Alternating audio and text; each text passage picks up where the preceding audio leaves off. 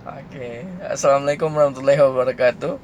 Kawan-kawan sekalian di mana saja Anda berada, ketemu lagi dengan saya Rizal Ayub di momen hari ini. Saya momennya sedang ini apa bersama anak saya.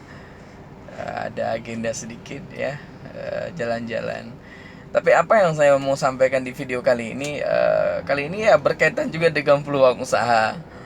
eh Tadi pagi saya dapat berita katanya DPRA lagi bahas soal melegalkan poligami di Aceh. Ini menarik isunya nih. Kenapa?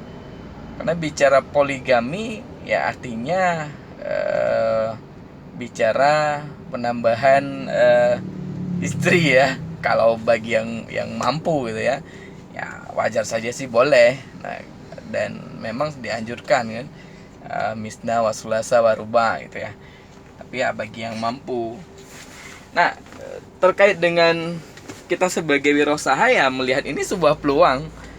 Peluang apa? Ya peluang akan banyak pesta gitu, akan banyak pesta maka akan banyak orderan papan bunga, orderan pelamin ya, event organizer juga akan lebih hidup, gedung-gedung terpakai, jasa catering hidup, rental mobil, ya banyak intinya akan banyak sekali peluang usaha yang akan muncul kalau poligami ini berlangsung baik gitu ya tanpa ada sesuatu yang tidak diharapkan gitu ya.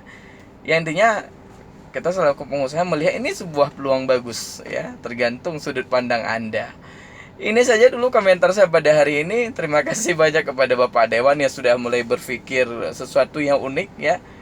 Pokoknya ada aja Bapak Dewan nih. Kita dukung, Pak. Dukung. Tapi ya kita dukung sisi wirausahanya. Ya mudah-mudahan ekonomi Aceh akan lebih baik, lebih bagus dan bisa keputusan yang Anda ambil bisa membuat masyarakat Aceh sejahtera. Baik, sekian saya Rizal Ayub. Terima kasih banyak. Assalamualaikum warahmatullahi wabarakatuh.